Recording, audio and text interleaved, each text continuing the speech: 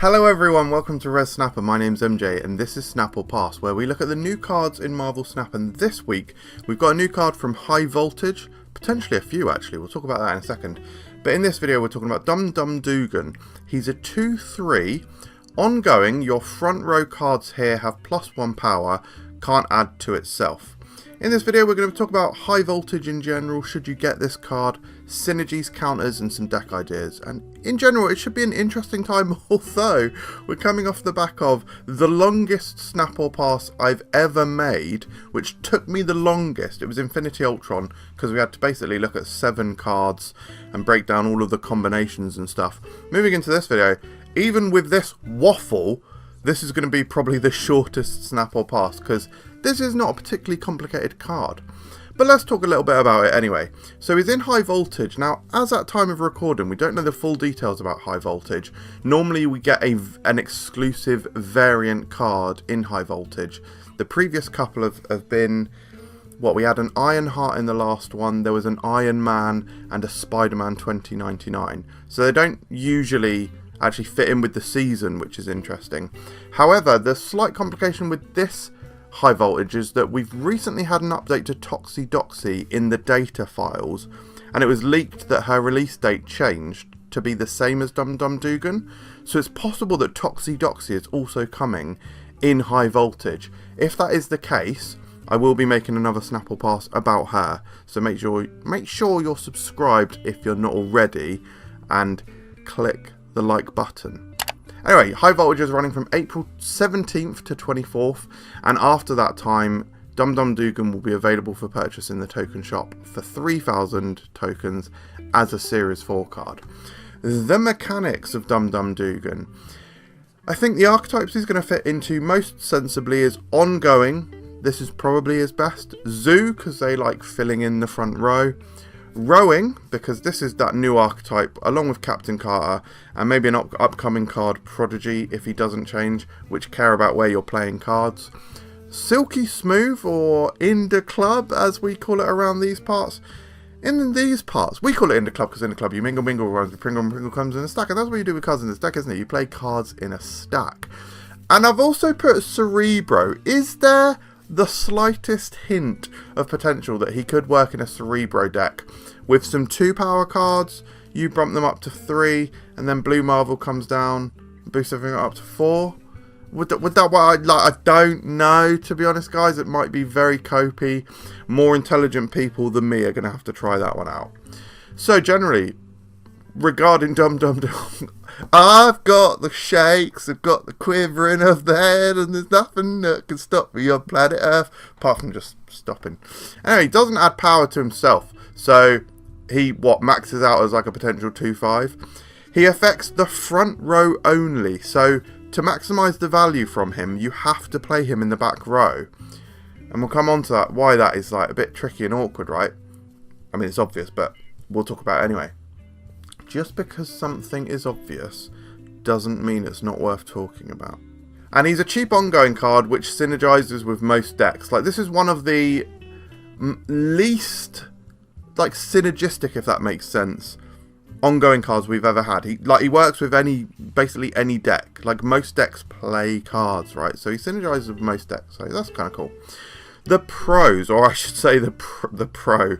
He has fine base power, so you're not completely destroyed by Enchantress. Now, that being said, in the kinds of decks you'll be playing Dum Dum Dugan in, you'll probably have other interesting ongoing cards at that same location. Probably, anyway, you might not.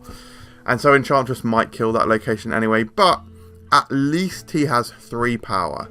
Name me another 2-cost card that has an ongoing ability and that has 3 power. Gorgon.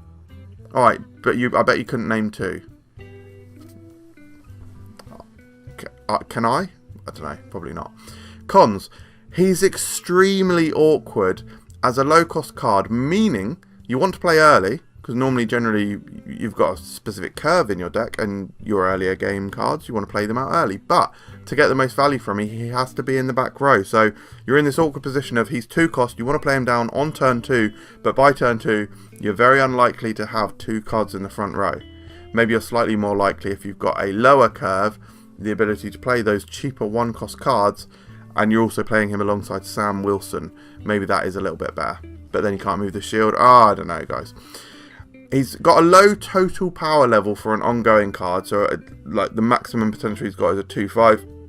If you look at a recent card that came out, Goliath, his ceiling is much higher, right? And if you think about alternatives for Dum Dum Dugan, right? Ant-Man is a potential 1/5, and his ability copied by Moonstone is +4 power, whereas Dum Dum Dugan is a potential 2/5, and his ability copied by Moonstone is only like +2. So yeah, I'm not sure, but let's talk about the future of the card as well. I think / hope he'll probably become relevant in the future, but just at the moment he needs more rowing support. Maybe there'll be something in future like how about they release a card, Alexander Pierce, and he's basically like the onslaught for row abilities. Maybe it could be something like, maybe it could be like a 6-cost card, sure, whatever, or whatever, I don't know, 8 power. Your row abilities, either here or it could be everywhere, your row abilities affect all rows. That could be pretty interesting, couldn't it? I mean, it sort of defeats the purpose of playing cards where you know they're most powerful, but still. Anyway, I think I've lost all confidence in this. This has been shit. All I'm meaning to say is I think hopefully he'll get better and more interesting in future. Right, let's look at the locations, okay? So good locations includes Elysium, because that is then just easier to get him in the back row. You can just hold off playing him knowing that you'll be able to play more cards in general, and you can hold off and play him in that back row where you maximise that value. Quantum Realm is actually quite a nice one. It can be a difficult location to get a lot of power in if you don't have a lot of either ongoing cards or cards that generate other powers or can cheat power into Quantum Realm in other ways. Well, Dum Dum Dugan is a really cheap way to get that extra bit of power in there. Onslaught Citadel, of course, is going to double Dum Dum Dugan's ability. And Savage Land is actually quite nice because that can be a difficult location to get power into. Like, sometimes you need to play like some mid-tier cards and then a high-cost card in there to actually win it. Well, Dum Dum Dugan is obviously a cheaper card himself, and it automatically fulfills that max value of 2/5, and that might be quite nice and quite potent. Bad locations, of course, Isle of Silence. Yeah, it's kind of bad. You're getting the -2, not or removing the ability to gain +2, I suppose. But actually, you're still 3 power, so it's kind of not the worst. Great Web, however, is very annoying if you like being careful with the cards that you're playing and they get sucked into Great Web. Like Dum Dum Dugan might be a bit annoying there. Atlantis, of course, Dum Dum Dugan is about playing multiple cards at the same location, ideally 3, and Atlantis is about playing 1, so you're just losing the bonus. And Time Theater, Dum Dum Dugan is probably not a great card, so you just don't want to copy him. His counters include Polaris, who can take him from the heady, lofty heights of a 2/5, crashing down to a 2/3. Enchantress, or below if they've got Scream or whatever. Enchantress is obviously going to remove his abilities, and Lady Deathstrike can destroy him because he's not getting any buffs himself, right? So yeah, taking away quite a significant amount of power. I mean, you could put stuff like Red Guardian on here as well, but Dum Dum Dugan is not a good target for Red Guardian, so in fact, you could even say that Dum Dum Dugan is good protection against Red Guardian. Maybe that's a pro that's for him. Anyway, synergies for him include Lasher. Getting that extra bit of power on Lasher is probably not a bad thing at all. Mr. Sinister, filling in that front row if you're playing him first, and then automatically getting that buff fulfilled by Dum Dum Dugan. Maybe there is something with the Cerebro stuff there, probably not. Moonstone. Yeah, like, not the worst, honestly. Like, genuinely not the worst if you can get that. If you just eke out that extra bit of power from the Moonstone and the Dum Dum Dugan, that's probably pretty good, because I think sometimes people put too much power into their Moonstone location. So maybe Dum Dum Dugan might not be a bad thing to play with Moonstone and just get some cheaper options in there, maybe alongside Goliath, and you just hammer down that location. It is possible. And, of course, Spectrum is going to buff up the Dum Dum Dugan. And then it'll be quite a high power card himself, just for quite a cheap card, right? And then moving on to the decks, I think that's where he might shine the most, is in a more cheap centric ongoing deck. So you play lots of cheap ongoing cards like Howard, like Quinjet, even though they're just not adding that much to our deck. Howard more so than Quinjet. I mean, Quinjet is not discounting anything in this deck because we're not generating any cards, generally speaking. So he's just there for the ongoing, or it's just there for the ongoing ability. Then we play out our Dum Dum Dugan, our Goliath. We could play out the Mojo, and then we try and win the other locations. We have got a little cheeky Omega Red in here, so maybe you could build up a really nice location with like Omega Red, Dum Dum Dugan, maybe the Goliath in there, and fingering in some extra power with Mr. Fantastic.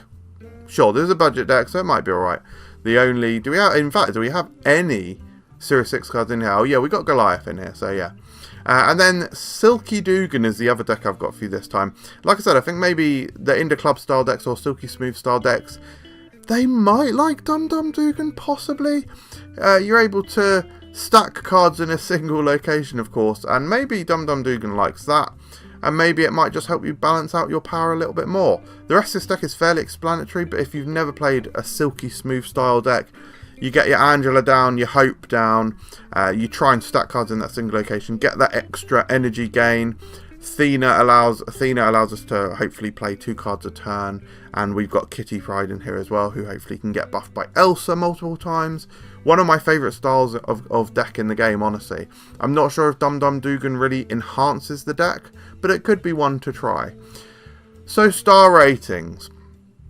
Listen, Dum Dum Dugan has a tough time at the moment. I think he's only a 2-star card. I think his relatively lower power level obviously holds him back. That combined with the fact that even to maximise him to his fullest potential, it's just a difficult thing.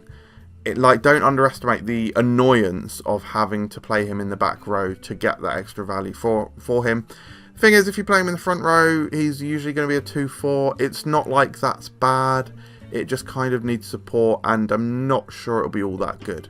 From a fun perspective, I think the fact that he's difficult to play out where you want him makes him more frustrating than fun. So it has to be a pretty low score for fun, 1.5. For the archetype, I don't think he's elevating any, so I have to give him 2.5. That being said, I don't think he's a massive hindrance, but yeah. So from a competitive standpoint, guys, yeah, I think he is below average. I give him 2.5. So you might be thinking, oh, he's obviously a pass then. No, I do think he's a snap, but only because he's in high voltage. You might as well, brilliant. You might as well engage with that game mode. It's going to be a free card. You don't have to pay for it. It's going to be fairly easy to obtain. So you might as well. That's what I'm thinking, guys. You might as well get him. But I wouldn't say he's worth gunning for. Like, if you've got limited time or you just like thinking about buying him outright, I was saying, yeah, then it's probably a pass. But what do you think of him? Let me know in the comments below. Thank you very much for watching. I hope you enjoyed this video, and we'll see you on another one, won't we?